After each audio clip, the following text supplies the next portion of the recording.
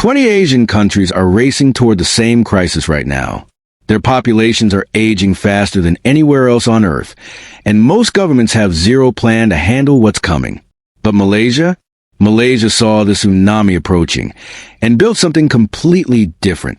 Something that's making retirees from Singapore, Hong Kong, and Japan literally pack their bags and move here permanently.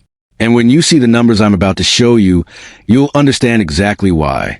Here's what nobody's talking about. Asia is about to experience the fastest demographic shift in human history. Countries that took centuries to age in the West are doing it in just decades here. Japan's already living this nightmare, with more adult diapers sold than baby diapers. South Korea's birth rate just hit 0.72, meaning their population will literally cut in half within one generation. Thailand's median age jumped from 25 to 40 in just 30 years. And the dominoes keep falling across the continent. But stick with me because there's something fascinating happening in Malaysia right now that completely flips this script. And by the end of this video, you'll see why economists are calling this the smartest aging strategy in Asia. Plus, I'm going to break down something controversial about the system that even locals don't fully understand yet. So the aging crisis in Asia isn't just about more old people. That's the surface level. The real problem is the speed combined with the economic structure. Most Asian countries built their economies on manufacturing and exports powered by young, cheap labor. That model requires a pyramid, lots of young workers supporting few retirees. But that pyramid is flipping upside down at breakneck speed. Look at China. Their one-child policy created a demographic time bomb that's exploding right now. By 2050, they'll have over 400 million people over age 60. That's more than the entire population of the United States, and most of them have minimal retirement savings because China's social security system only became nationwide in the 1990s. The average monthly pension in China is around 3,000 yuan, roughly $420. Try living in Shanghai or Beijing on that amount. It's impossible. Taiwan's facing the same squeeze. Their national pension system is literally going bankrupt. The government keeps pumping money in, but the math doesn't work anymore. Not enough young workers paying in, too many retirees taking out. And here's the kicker. Housing prices in Taipei are so insane that young people can't afford families anyway, which just accelerates the aging problem. It's a vicious cycle. Singapore recognized this problem early, and they're wealthy enough to throw massive resources at it. They built incredible healthcare infrastructure, upgraded housing for aging populations, and created financial schemes to help retirees. But here's the brutal truth about Singapore's solution. It's expensive, really expensive. A one-bedroom apartment in Singapore averages around 400,000 Singapore dollars for a resale HDB flat. And that's the public housing option. Private property? Multiply that by 3 or 4. Monthly costs for a modest retirement in Singapore easily hit 3,000 to 4,000 Singapore dollars when you factor in housing, food, healthcare, and basic living expenses. So what are retirees in these expensive, aging countries supposed to do? Most don't have million-dollar nest eggs. The average Singaporean in their 50s has about 200,000 Singapore dollars in their CPF retirement account. That sounds decent until you realize it needs to last potentially 30 or 40 years. Do the math. It doesn't add up. Now here's where Malaysia enters the picture with a completely different approach. Instead of trying to support their own aging population through expensive domestic programs alone, Malaysia looked at this regional crisis and asked a simple question. What if we invited Asia's retirees to come here? What if we made it incredibly easy and attractive for people from expensive countries to retire in Malaysia, where their money stretches further, quality of life stays high, and everybody wins? That question led to the creation of Malaysia My Second Home program, MM2H. And this thing is genius when you understand the economics behind it. Launched in 2002, MM2H offers long-term visas specifically designed for foreign retirees. We're talking about 10-year renewable visas with incredibly flexible terms compared to typical immigration programs. Here's how the current version works after they revised it in 2021. For the main tier, you need to show liquid assets of 1.5 million ringgit. That's about 340,000 US dollars, and a fixed deposit of 1 million ringgit in a Malaysian bank, roughly $225,000. You also need offshore income of at least 40,000 ringgit monthly, around 9,000 US dollars. Those numbers sound high, but compared to what you need to retire comfortably in Singapore, Hong Kong, or Tokyo, it's actually very reasonable for middle to upper middle class retirees from those countries. But Malaysia didn't stop there. They created different tiers for different demographics. There's a platinum tier for ultra-wealthy individuals with even easier requirements if you park 5 million ringgit in the country. And recently they added a silver tier specifically targeting younger applicants and reducing requirements for people from specific countries with strong ties to Malaysia. Now let's talk about what you actually get for parking your money in Malaysia. This is where it gets interesting and where Malaysia's answer to Asia's aging crisis really shines. First, cost of living. A friend of mine moved to Kuala Lumpur from Singapore 3 years ago through MM2H. He was spending about 5,000 Singapore dollars monthly for a decent lifestyle in Singapore, modest condo, eating out occasionally, normal expenses. In Kuala Lumpur, he rents a massive 3-bedroom condo in Mont Kiara, that's the Expat area, for about 3,500 ringgit monthly. Convert that. It's roughly 790 US dollars. His entire monthly budget, including everything, food, utilities, entertainment, transportation, runs about 6,000 ringgit. That's 1,350 US dollars. He's living better than he did in Singapore for less than a third of the cost. Healthcare is another massive factor. This matters tremendously for retirees. Obviously, Malaysia has world-class private healthcare prices that seem fictional to Americans or Europeans. A friend's mother needed hip replacement surgery. In the U.S., that procedure costs $30,000 to $50,000 even with insurance. In Penang, at a top private hospital with internationally trained surgeons, the total cost was 15,000 US dollars. Full package. Same quality, arguably better service because private hospitals here compete heavily for medical tourism. Regular healthcare is equally impressive. A consultation with a specialist at a private hospital runs about 80 to 150 ringgit, maybe 18 to 35 US dollars. Prescription medications are available at a fraction of US or European prices. And if you want to use public healthcare, which is actually quite good in Malaysia, the costs are almost nothing. We're talking 1 ringgit for a consultation at a government clinic. Yes, 1 ringgit, 23 cents. The food situation in Malaysia deserves its own segment because this affects daily quality of life enormously. Malaysia is a food paradise. I'm not exaggerating.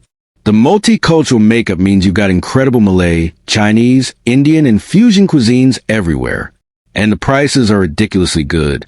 A plate of nasi lemak at a local stall costs 3 to 5 ringgit. That's a full meal for about $1.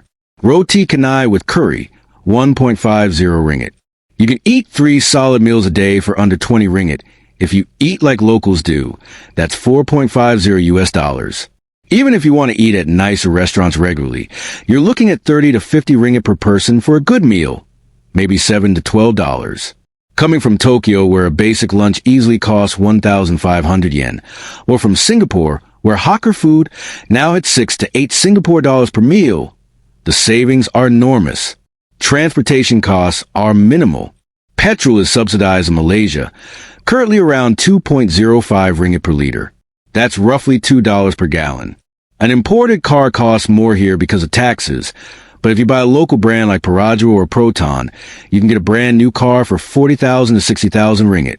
That's 9,000 to 13,500 US dollars. Try buying any new car in Singapore for that price. It's impossible because their COE certificate of entitlement alone costs more than an entire car in Malaysia. Grab rides, that's Southeast Asia's Uber, are cheap too. A 20-minute ride across Kuala Lumpur costs maybe 15 to 25 ringgit. In Singapore, that same ride is 20 to 30 Singapore dollars, 4 times more expensive. For retirees who don't want to drive, the convenience and affordability of ride-sharing here is a game changer. Now, let's address something important, because I don't want to paint an unrealistic picture. Malaysia isn't perfect. No country is. There are legitimate concerns and trade-offs that anyone considering MM2H needs to understand clearly. The political situation in Malaysia can be unstable. Governments change, policies shift. The MM2H program itself got overhauled in 2021 with much stricter requirements, which upset a lot of existing participants. People who had already arranged their lives around certain rules suddenly faced new financial requirements. The government eventually created some compromises for existing holders, but it showed that policy can change without much warning. Bureaucracy in Malaysia can be frustrating. Getting things done often requires patience and sometimes multiple visits to various government offices. Banking can be complicated. Opening accounts, especially for foreigners, involves lots of paperwork. Property purchases have restrictions for foreigners. Minimum prices vary by state. It's not impossible, but it requires understanding local rules and usually working with agents who know the system. Language can be a barrier, depending on where you settle. In Kuala Lumpur and Penang, English is widely spoken, but in smaller towns or when dealing with government services, Malay becomes essential. Many retirees from countries like Japan or South Korea find this challenging, since English isn't their first language either. The climate is another consideration. Malaysia is hot and humid year-round. There are no seasons, just varying degrees of hot with monsoon rains depending on which coast you're on.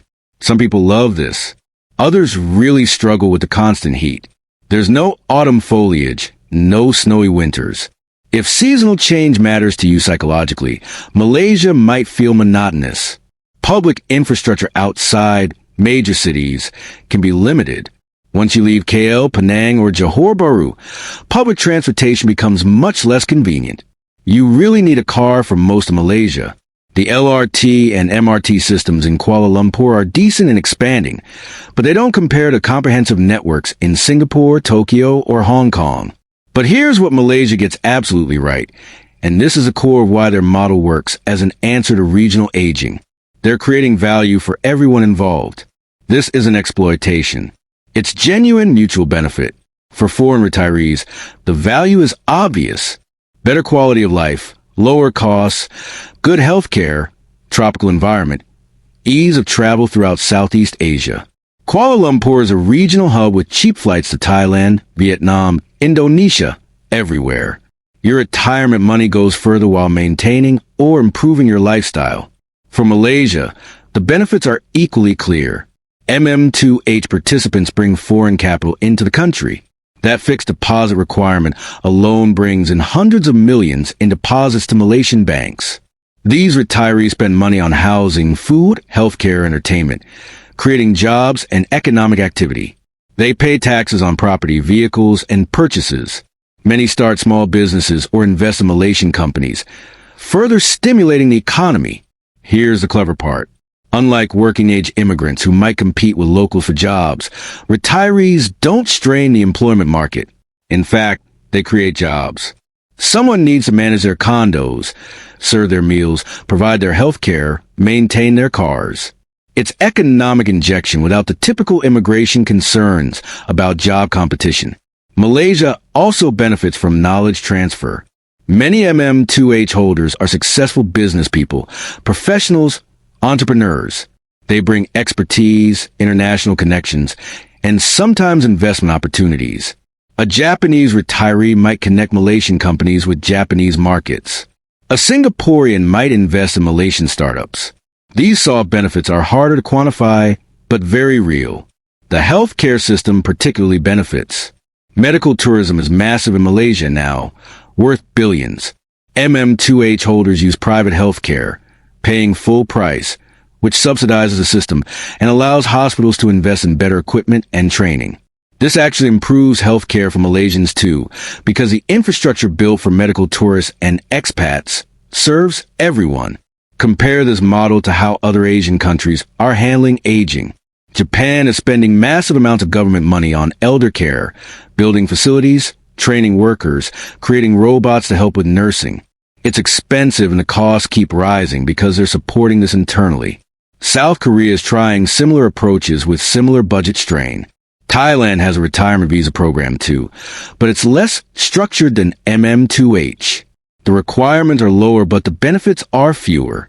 You don't get the same long-term stability or family inclusion options.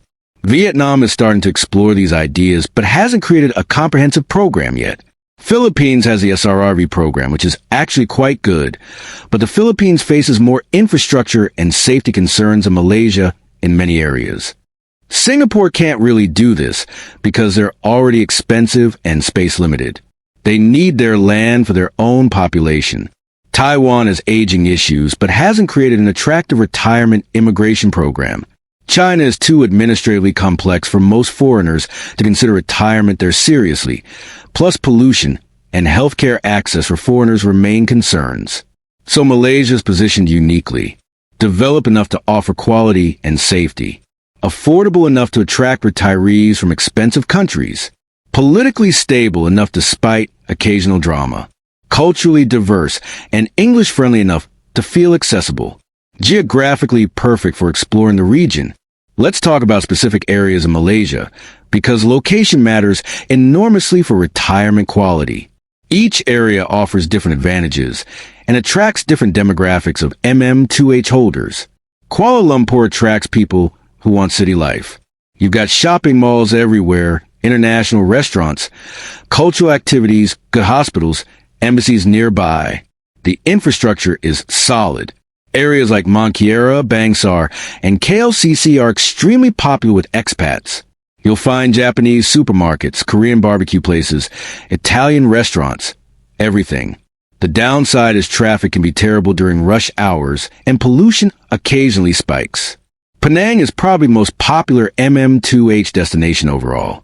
It offers the best balance for many retirees. You got Georgetown, a UNESCO World Heritage Site with incredible culture and food. You've got beaches. You've got excellent healthcare. Penang is known for medical tourism. Housing is more affordable than KL, but quality is high. The expat community is massive and well-established. English is widely spoken. The main complaints about Penang are traffic, which has gotten worse as the island develops, and lack of direct international flights compared to KL. Johor Bahru attracts many Singaporeans because of proximity. You can literally live in JB and pop over to Singapore when needed. Housing costs a fraction of Singapore prices.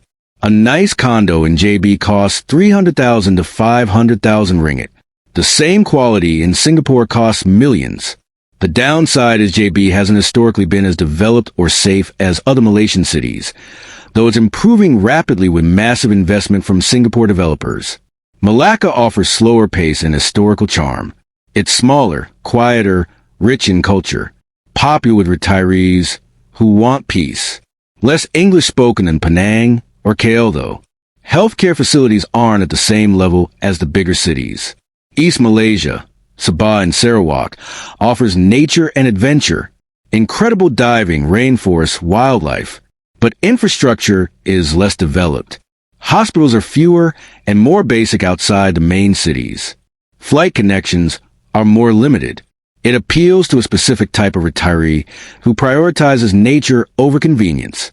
Ipoh has become increasingly popular recently. It's cheaper than Penang or KL, but still has decent amenities. The food scene is famous. Pace of life is slower, but job opportunities are limited if you have family members who need to work, and international schools are fewer. Here's something most people don't consider about MM2H. The program allows your spouse and children to join you. Unmarried children under 21 automatically qualify. Children over 21 can apply under certain conditions. This makes MM2H attractive not just for retirees, but for families considering international education or lifestyle changes. Malaysian international schools are excellent and affordable compared to equivalent schools in Singapore, Hong Kong, or Tokyo. Annual fees at top international schools in KL range from 40,000 to 80,000 ringgit. That's 9,000 to 18,000 US dollars. In Singapore, you're paying 30,000 to 50,000 Singapore dollars for the same quality. In Hong Kong, even more. So families sometimes use MM2H as a way to provide international education for their children at manageable costs while enjoying better lifestyle. The tax situation deserves attention because this affects the financial equation significantly. Malaysia doesn't tax foreign income. Read that again. If your pension comes from Japan, your investment income comes from Singapore, your rental income comes from properties in South Korea, Malaysia doesn't tax any of it. You're only taxed on income earned in Malaysia. This is huge. Singapore taxes all income, including foreign income, if you're a tax resident. Same with most countries. Malaysia's territorial tax system means retirees can receive their foreign pensions and investment income completely tax-free. Combined with the low cost of living, the financial advantage becomes enormous. Capital gains tax doesn't exist in Malaysia, except for real estate, and even property gains tax is relatively low and doesn't apply after 5 years of ownership. Inheritance tax was abolished. This makes Malaysia attractive for wealth preservation across generations. However, you need to be careful about tax residency rules in your home country. Some countries, like the U.S., tax citizens on worldwide income regardless of where they live. Others, like Japan, have specific rules about when you stop being a tax resident. Anyone seriously considering MM2H needs professional tax advice to understand both sides. The property market in Malaysia is interesting for MM2H holders. Foreigners can buy property, but there are minimum price requirements that vary by state. In Kuala Lumpur, the minimum is 1 million ringgit for foreigners. In Penang, it's 1.2 million for landed property, but only 800,000 for stratified property like condos. Johor is 1 million ringgit. These minimums actually protect foreign buyers in a way. You're forced to buy in the quality segment of the market, and at those price points, you're getting genuinely nice properties. 1 million ringgit in KL buys you a spacious, well-located condo in a good area with facilities like pools, gyms, and security. The same quality in Tokyo costs 5 to 10 times more. Property appreciation in Malaysia is slower than red-hot markets like Singapore or Hong Kong, but it's steady. The rental yield is decent, typically 4 to 6% in good locations. Some MM2H holders buy property and rent it out to other expats or locals, creating passive income. The mortgage situation is trickier for foreigners. Malaysian banks are cautious about lending to non-residents. You can get financing, but expect to put down 40 to 50% and pay slightly higher interest rates. Many MM2H holders just buy cash since properties are relatively affordable. Now let's address a controversial aspect of MM2H that even supporters need to acknowledge. The 2021 revision of requirements caused significant backlash. The government essentially tripled the financial requirements overnight. People who planned retirements around the old rules suddenly couldn't qualify or had to inject much more money.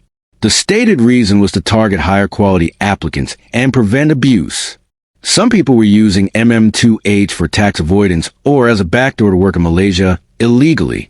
The government wanted genuine retirees with substantial means, not people barely scraping by or trying to circumvent immigration rules.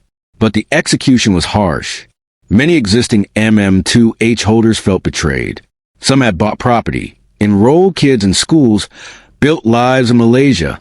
The sudden change created genuine hardship and damaged trust in the program's stability. The government did eventually create some accommodations for existing holders, allowing them to renew under modified terms. And they introduced the tiered system to address different demographics. But the damage to confidence was real. Applications dropped significantly after 2021. This illustrates a real risk with any immigration program. Government priorities change. Economic conditions shift. What's offered today might be modified tomorrow. Anyone considering MM2H needs to understand this uncertainty. The benefits are real, but so is the possibility of future policy changes. Despite that controversy, MM2H applications are picking up again. Why? Because the fundamental value proposition still works. Even with higher requirements, it's still more accessible and affordable than retiring in Singapore, Hong Kong, Tokyo, or Seoul. The math still favors Malaysia dramatically, and Malaysia is doubling down on attracting foreigners with money. Beyond MM2H, they've created special visas for digital nomads. They're developing massive projects like Forest City in Johor aimed partially at foreign buyers. They're expanding medical tourism infrastructure. The strategic direction is clear. Malaysia sees imported affluence as part of their economic model. This creates interesting questions about the future. What happens when thousands or tens of thousands of wealthy foreigners concentrate in specific Malaysian cities? Property prices in expat areas are already notably higher than local areas. Will this create resentment? Will it push local Malaysians out of certain neighborhoods? So far, this hasn't been a major issue because Malaysia is developing fast enough to absorb this foreign influx. New housing constantly comes online. The economy is growing. Jobs are being created. Most Malaysians view foreign retirees positively because they visibly contribute to the economy without competing for local jobs. But it's worth watching. Other countries have experienced backlash against foreign property buyers. Vancouver, Auckland, London all implemented restrictions after locals felt priced out. Malaysia hasn't reached that point, but sustainable policy needs to balance foreign investment attraction with local affordability. The elephant in the room for Asia's aging crisis is healthcare sustainability. This is where Malaysia's model gets really tested. Attracting foreign retirees works great while they're healthy and spending money. But retirees age. They get sick. They need intensive care. Does Malaysia's healthcare system have capacity for a growing population of elderly foreigners on top of their own aging citizens? Right now, yes, because MM2H holders use private healthcare and pay full price. Private hospitals in Malaysia have plenty of capacity and actively court foreign patients. The money from medical tourism and expat healthcare subsidize the system expansion. But long-term, if MM2H scales significantly, Malaysia will need to keep building healthcare infrastructure. The government seems aware of this and is incentivizing hospital development. Still, it's a challenge to monitor. Healthcare workforce takes years to train. Facilities are expensive to build. Maintaining quality while scaling is difficult. Malaysia also needs to think about end-of-life care for foreign residents. What happens when MM2H holders become too ill or elderly to live independently? Assisted living facilities exist, but aren't as developed as in Western countries. Hospice care is limited. These services will need expansion if Malaysia wants to be a full life cycle retirement destination. Let's compare specific scenarios to make this concrete. Take a hypothetical couple, both 60 years old, retiring from Singapore. They've saved 1.5 million Singapore dollars over their careers, about 1.12 million US dollars. They receive combined CPF payouts of 4,000 Singapore dollars monthly. Option 1. Retire in Singapore. Their 1.5 million needs to cover housing since HDB doesn't allow subletting easily if it's your only property. Say they own their flat outright. So housing cost is just maintenance and property tax. Maybe 500 Singapore dollars monthly. Living expenses, 3,500 Singapore dollars monthly for modest lifestyle. Healthcare through MediShield and savings, budget another 500 monthly. Total 4,500 Singapore dollars. Their CPF falls short by 500 monthly, so they draw down savings at 6,000 annually. At that rate, 1.5 million lasts 250 years, so they're fine financially. But lifestyle is constrained. They're living modestly in aging HDB, eating mostly at hawkers, limited travel or activities. They're making it work, but not thriving. Option 2, MM2H in Penang. They move 1 million ringgit as fixed deposit, about 225,000 US dollars. Rent nice condo for 3,000 ringgit monthly. Living expenses 5,000 ringgit monthly for good lifestyle. Healthcare through insurance and cash. Budget 1,000 ringgit monthly. Total 9,000 ringgit, roughly 2,000 US dollars or 2,800 Singapore dollars. They're living better than in Singapore, nicer home, eating well, traveling around Southeast Asia cheaply. Their CPF of 4,000 Singapore dollars converts to about 13,200 ringgit, covering expenses with 4,200 ringgit left over monthly. They're saving 50,000 ringgit annually while living better. Their 1.5 million stays mostly intact minus the fixed deposit, and they're actually building a buffer. The lifestyle difference is dramatic. Same financial resources, significantly better quality of life in Malaysia. This is the calculation thousands of Singaporeans are making. Now take a Japanese couple, same age, with 50 million yen saved, about 340,000 US dollars. Japanese pension gives them 240,000 yen monthly combined. Option 1. Retire in Tokyo. Rent for decent apartment, 150,000 yen. Living expenses, 200,000 yen for modest lifestyle. Healthcare through Japanese insurance, 20,000 yen. Total 370,000 yen. Their pension is short by 130,000 yen monthly. They're drawing down savings at 1.56 million yen annually. Their 50 million yen lasts about 32 years.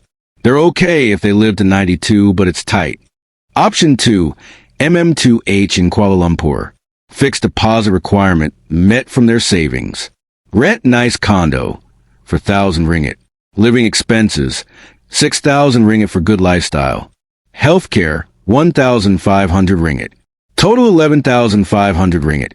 About 368,000 yen. Their pension of 240,000 yen converts to roughly 7,700 ringgit. They're short by 3,800 ringgit monthly, about 115,000 yen. Drawing down at 1.38 million yen annually. Their savings last 36 years, while living better in a larger home in tropical environment. Plus, their yen pension isn't taxed by Malaysia, while Japan doesn't tax non-residents. So they avoid Japanese resident taxes. The math works. This is why Malaysia's answer to Asia's aging crisis is compelling. They've created a system where foreign retirees improve their lifestyle while stretching savings, and Malaysia benefits from economic injection without straining social services. But Malaysia's model only works at scale if they continue improving infrastructure, maintaining political stability, keeping costs reasonable, and preserving quality of life. If inflation spikes, if healthcare costs rise dramatically, if property prices explode, the value equation changes. If political instability scares away foreigners, the model fails. The genius is that Malaysia's answer doesn't require perfection. It just requires being better than alternatives. As long as retiring in Malaysia remains significantly cheaper and easier than Singapore, Hong Kong, Tokyo, or Seoul, while maintaining acceptable quality and safety, the program succeeds. 20 Asian countries are watching their populations age with inadequate plans and insufficient resources. Most are trying to solve this domestically with expensive social programs and infrastructure spending that strains budgets. Japan spending over 10% of GDP on elderly care. South Korea's pension system is projected to be depleted by 2055. China is facing impossible mathematics of supporting 400 million elderly on an economy that's slowing. Malaysia looked at this regional crisis and asked, what if we don't just solve our own problem? What if we become the solution for others too? What if we create a system where aging Asians from expensive countries can retire here, improving their lives while boosting our economy? What if mutual benefit was possible? That's exactly what they built with MM2H. It's not perfect. The 2021 changes prove the system can be unstable. Bureaucracy frustrates people. Infrastructure outside major cities needs work. But compared to alternatives, it's brilliant. A Singaporean couple saves 500 to 1,000 Singapore dollars monthly while living better in Penang. A Japanese retiree stretches their pension 30% further in Kuala Lumpur while enjoying tropical weather and regional travel. A South Korean couple escapes Seoul's pollution and pressure from Malaysia's slower pace and cleaner air. A Taiwanese professional retires to Ipoh with healthcare costs that are 1/3 of Taipei. Everyone wins. The retirees win better lifestyles and financial security. Malaysia wins economic growth, foreign capital, job creation, and healthcare investment. Local Malaysians win from expanded infrastructure and economic activity that foreign spending generates. This is Malaysia's answer to the Asian aging crisis. Not fighting demographics with expensive domestic programs, but embracing regional economic reality and positioning themselves as a destination where Asia's aging middle and upper class can retire well. It's arbitrage at national level, exploiting the gap between expensive aging societies and affordable developing ones. Whether other countries can replicate this model depends on having Malaysia's specific advantages. Affordable cost of living, decent infrastructure, cultural diversity, English accessibility, geographical convenience, political stability. Not many countries hit all those marks. Thailand comes closest and is indeed seeing growing retirement immigration. Vietnam might develop this over time. Philippines has potential, but infrastructure and safety concerns hold it back.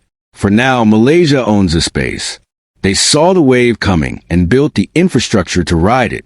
And for millions of Asians facing expensive, constrained retirements in their home countries, Malaysia represents something valuable. A genuine alternative. A place where retirement doesn't mean barely surviving on inadequate pensions in expensive cities. It means living well, staying healthy, enjoying life with financial security intact. That's the answer 20 struggling Asian countries need, but only Malaysia has truly implemented at scale. If you're approaching retirement anywhere in Asia and your nest egg feels inadequate for your home country's costs, Malaysia deserves serious consideration. The math is compelling. The lifestyle is genuine. The model works. And that's exactly why applications keep coming despite the higher requirements. When the alternative is financial stress and lifestyle sacrifice, Malaysia's offer of affordable quality remains impossible to ignore.